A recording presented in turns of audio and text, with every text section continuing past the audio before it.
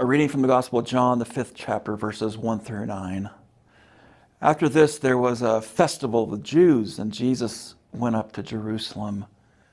Now in Jerusalem, by the sheep gate, there is a pool called in Hebrew Beth Zatha, which has 5 porticos. In these lay many ill, blind, lame, and paralyzed people. One man was there who had been ill for 38 years. When Jesus saw him lying there and knew that he had been there a long time, he said to him, "Do you want to be made well?" The ill man answered him, "Sir, I have no one to put me into the pool when the water is stirred up, and while I am making my way, someone else steps down ahead of me." Jesus said to him, "Stand up, take your mat, and walk." At once, the man was made well, and he took up his mat and began to walk. Now that day was a Sabbath.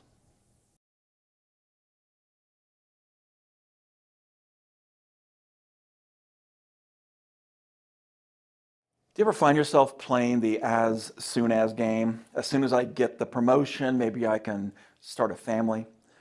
As soon as I fall in love with someone or get married, I'll finally be happy.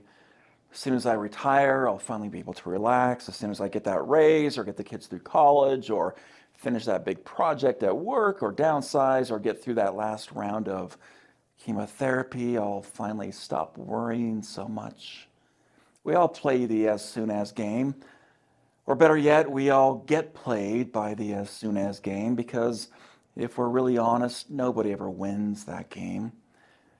We'll end up losing months, even years of our lives trying, putting off joy and opportunities in the process until our as soon as intentions turn into what if laments, and the future we imagined becomes the past we pine for.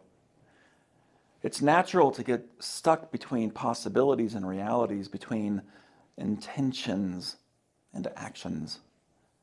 Can you look back and remember seasons in your life that you might describe as stagnant?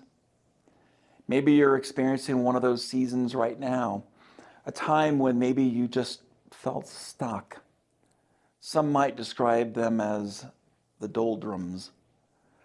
The doldrums was a maritime expression derived from the days of seafaring, when sailing vessels were powered only by the winds. The doldrums referred to low pressure zones in the Pacific and Atlantic Oceans near the equator, when the weather is hot and dispiriting and where the prevailing winds are calm. In the doldrums, the sailing vessels could lie helpless in the sea for weeks, just waiting for the winds to finally blow. Have you ever experienced the doldrums of life? Carlos Valles is a Spanish priest who works in India, and he tells the story about cycling through the warm Indian countryside one afternoon when he suddenly became aware of a strange stillness in the air. Nature seemed to have stopped, as if waiting for something to happen. And sensing danger, he stopped pedaling his bike. He got off his bike and looked around, and almost immediately he discovered the reason for the eerie silence.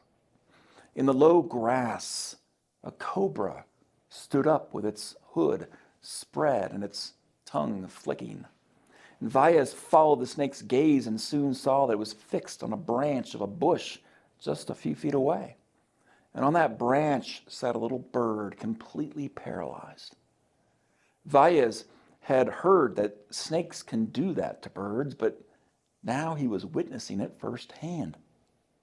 He says the bird had wings, but it could not fly. It had a voice, but could not sing. It was frozen, mesmerized. The snake knew its own power and had cast its spell. The prey could not escape. though it had the whole sky for its range. Valles tried to break the snake's hypnotic hold on the bird by waving his arms and shouting. And reluctantly, this cobra lowered itself to the ground and slid off into the grass. And suddenly, all at once, the countryside came alive again with its surrounding sounds, and the bird, freed from its paralysis, found its wings again and flew away. Maybe like that little bird, you find yourself caught in the hypnotic gaze of your problems or your past or your fears, and you long for freedom. Or maybe you're stuck in the doldrums of anxiety or listlessness or restlessness, or you're waiting for the winds of inspiration to blow again. Or maybe you're playing or getting played by that as soon as game. You're feeling the need to stop waiting and start living again. Whatever it is, maybe this story from John's gospel today is a story for all of us. It's a story about that day that Jesus drops by the pool of Bethzatha in Jerusalem. It's a pool where the chronically sick and the physically disabled would gather in the hope of a miraculous healing. Jesus notices a man there whom, we are told, has been lying on his mat next to this pool for 38 years. But instead of healing the man, as Jesus has done so often with so many others, Jesus asks him the question, do you want to get well? The pool of Bethzatha was a well-known ancient healing place in Jerusalem, just north of the temple. The pool actually still exists today. Bethzatha means house of mercy in Aramaic. The Bethzatha pool was a mikveh, that is a ritual bath known for its medicinal healing properties. The bath consisted of two rectangular basins. The first basin had steps for people to enter into the water, and the second basin served as a fresh feed into the ritual bath. At certain times, fresh water from the first basin would pour into the second basin and stir the water. And whenever the fresh water poured in, it would set the waters in motion like a modern-day hot tub. And when the water would begin to stir, it was believed that the stirring was of divine origin and that the water suddenly took on healing properties, so that the first person to jump into the bath would be healed of their infirmity. And because of this belief, the sick and disabled would gather each day around the pool, hoping to be the first one in when the waters stirred. But the key to understanding this story, I believe, is found in the word for stir. In the Greek, the word is erase, which means to stir up, to trouble, to agitate. But it also means to cause emotional agitation, inward commotion, to disturb the peace, to strike one's spirit. Which means that in this story, when the waters are stirred up, something in us is stirred up too. That's precisely what happens in this story, I think. Jesus comes to stir things up in this man's broken, tragic life. But it happens in a completely unexpected way. When Jesus drops by the pool that day and sees all these people lined up on the pool deck, ready to dive in at the first sign of a stirring, he notices this man lying on his mat, his thin, wrecked body twisted and knotted. It's a tragedy, not only because he is sick with no social safety net, no chance of ever getting in that water first. It's also a tragedy because for 38 years, he still thinks he has a chance. This pool is his last and only hope. But Jesus stirs the waters. Not the waters of the pool, but the stagnant waters of this man's broken life. Jesus agitates, disturbs the man's peace. He causes an inward commotion. Do you want to be made well? Asked Jesus. And the question seems a little absurd, perhaps even cruel. What does Jesus expect this man to say? No, Jesus, I'm actually pretty happy just lying here by the pool. You know, Jesus, I'm just sitting here by the pool for the suntan and the strawberry daiquiris. How would you feel if you were unwell for nearly 4 decades and a stranger comes along one day and asks you if you really wanted to get better, implying that your sickness was maybe partially your choice, that you were somehow benefiting consciously or unconsciously from your illness, that your identity was maybe wrapped up in your own sickness, your weakness? Would you be insulted by the question? Or would you hear it as truth, the kind of truth that hurts? Do you really want to be made well? It's such an essential question, I think, because it does have the power to change everything here. Do you want things to get better in your life? Is that really what you desire? It's the question God asks each of us whenever we find ourselves paralyzed in one way or another, whenever our lives are stagnant like the waters of that pool. Jesus stirs the waters. Do we really want to be well? Do you want to be set free from whatever holds you captive? When Jesus sees this man who has been waiting by the pool for 38 years, he sees more than his illness. He sees emotional and spiritual resignation, stagnation. He sees a man whose imagination for what could be has been atrophied by what is, to the extent that he can't even articulate what he does want for himself. Do you want to be made well? And the man is so defeated, so stuck, that he can't even say yes. Instead, the man has learned to lead with his excuses and to seek the sympathy of others. What does he say? I have no one to put me in the pool. It's not fair. Someone else always beats me to the water, he says. And the man asks Jesus for pity rather than healing. He avoids answering the real question. Jesus doesn't ask for a reason for why he is the way he is. All Jesus cares about is what the man really desires now. Do you want to be made well? Has God, has life, has anyone ever asked you that question? Do you want to be made well from all that troubles and hobbles and paralyzes and diminishes you? Jesus wants to know what the man truly desires for his life.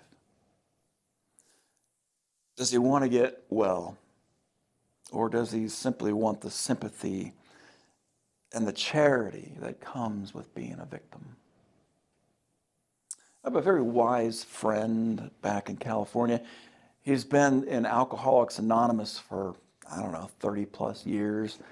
He's sponsored dozens and dozens of alcoholics over the years, but he's also chased away more than a few. He has this remarkable ability to sniff out those who aren't committed to working the program. And on more than one occasion, he's said to them, look, I can see you really don't want to stop drinking. You're just playing the game, so you go back out there and drink some more. You just go on, go wreck your life, do whatever you got to do, and when you're finally ready, you come back here and we'll talk, but do not waste my time anymore. One day I questioned his tactic. I said, "Isn't that a little harsh?" And like so many in recovery, he said something so wise that I've never forgotten it. He said, "Mark, half measures avail us nothing, not something."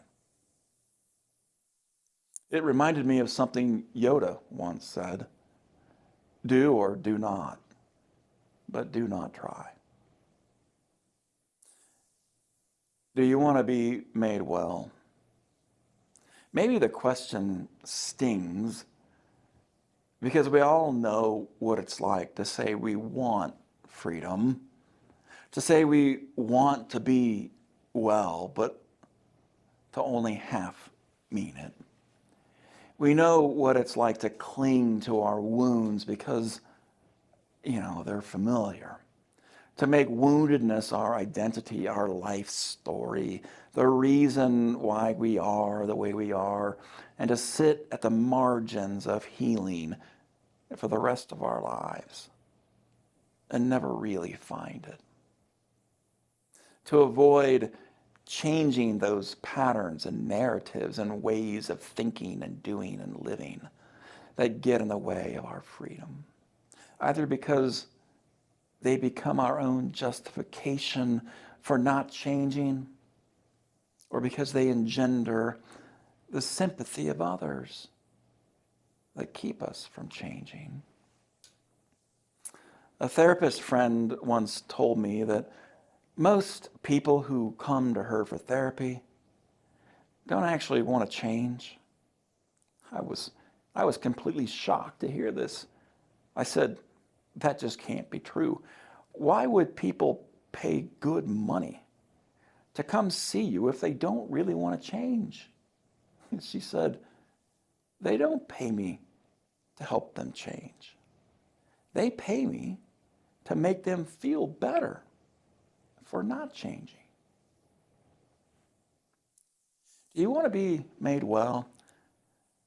I think it's simply Jesus' way of asking the man at the pool, are you willing to take responsibility for the person you desire to be? Despite the man's initial reticence, Jesus longs to free him. Immediately after Jesus asks him if he wants to be made well, Jesus says, "Why don't you just get up and walk?" Jesus won't throw him into the water because he knows the man doesn't need the water. What the man needs is to get on his own 2 feet and start walking. And this broken man, he does what he's told, and it must have taken immense courage to do so.